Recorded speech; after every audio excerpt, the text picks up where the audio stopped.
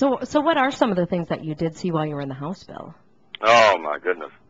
Well, my first experience was in 1971. I was 5 years old. I was asleep in my bed, middle of the night, had something woke me from my sleep. And I knew someone or something was there. I didn't know who it was, but I couldn't see anything. Even as my eyes adjusted to the dark, I couldn't see anything, and I got frightened, and I was getting out of bed to get my parents, and as I got out of bed, a tremendous force grabbed me by my shoulders and slammed me on my back and pinned me to my bed. And I can't describe in words the amount of sheer terror I was feeling at that moment. I felt like I was going to leave my body, or I was going to die, or my heart was just going to jump right out of my body. I couldn't move. The only thing that worked were my eyes, and I tried screaming out for my parents, and my mouth wouldn't even work. Wow. And it seemed like this experience was going on for hours, and many things happened during this experience that are detailed in Dark Forest. Mm-hmm. And it seemed like it lasted for hours. I'm sure it was only several minutes, and then a manifestation appeared at the foot of my bed. And as this manifestation formed, all the horrible things that were happening to me suddenly stopped. Wow. And this apparition was a woman, mm-hmm. beautiful lady with long blonde hair, a long white, very pale blue gown, and it was glowing and shimmering, and I believe her to be an angel. And she just smiled and looked, and I felt so much peace and love and comfort from this being. And the most incredible thing about it is she looked exactly like my mother. Aww. So now did you say, don't go away, please stay forever? Yeah, and well, she helped me on many occasions because I had that very same thing happen to me many times over the course of staying there, of living in the house. And she also helped my mother on many occasions. Mm-hmm. So, I've often said, can you imagine seeing something come and that's helping you out, and that this apparition looks exactly like you? Just absolutely mind-boggling. Wow. No, so Bill, aside from that, I saw 4 demonic entities in the house. And I'm not just one man saying, oh, this happened and that happened. I mean, I could produce a long line of witnesses.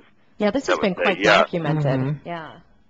Yeah, I mean, so, I always make that very clear. And even at some of my local lectures, there are people, close friends of mine or family members, that will stand up and say, hey, what he's saying is true. Mm-hmm. These things really did happen, and we did experience this. But these demonic entities, 2 in particular, were physically attacking my mother on a regular basis from 1975 up until her untimely death. And my father, as I stated, was physically abusing my mother, and he left us in 1975. Thank God he did, because I'm convinced if he would have stayed, he certainly would have killed her. Yeah. And when he left us in dire straits, that's for sure. Again, my mother couldn't work. I'm ashamed to tell you we had to go on welfare. And we ended up losing the house. The house was auctioned off in a public auction in the front yard. And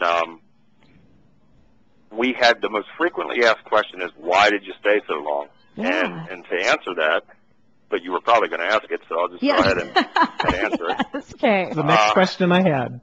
Yeah, I'm sure. But the reason for it is my mother's mother wanted us to come stay with her. She had a 1-bedroom apartment. She shared a 1-bedroom apartment with my step-grandfather. My mother was a very proud woman, and she wasn't going to burden anyone with us. And her sister wanted us to come stay with her, but she had 8 children and a husband. So, again, my mother was not going to burden anyone. And to be quite honest, after a period of time, we were so defeated mentally, spiritually, and physically. We were so beaten down that I think we were all really beginning to be oppressed to the house anyway, because these beings could manipulate each and every one of us to do things way out of character at different times of being there. So when the house was auctioned off, the man that bought the house at the public auction allowed us, he knew of my mother's circumstances, and he allowed us to stay there on a pay-as-you-can, when-you-can basis. So that's how we were able to stay. Yeah. And just absolutely horrific, the amount of abuse that we sustained over that period of time. It was very difficult to write the book, and as I put some of those situations, it's truly mind-boggling and really a miracle from God that we were able to just hold on as long as we did. And again, I don't have much family left, and some of my family members did not make it out of this thing. And both of my parents, they were gone before the age of 50. Unbelievable. Now, Bill, you had a brother too, right? Mm-hmm. Could you tell us a little bit about his story? Yeah, he's a couple years younger than I am. And one of the things that really upset me about the haunting broadcast was when we left in 1980, we did not speak about this. Yeah. It was when you have that amount of trauma, some sort of traumatic event, in most cases, people just won't speak about it because it's too painful to revisit. Well, and I suppose too, Bill, you didn't want to be that quote unquote that crazy guy, you know, that talked about these weird things. Right. Yeah. Exactly. So we didn't speak about it for many years until I was approached by Discovery Channel in December of 2005.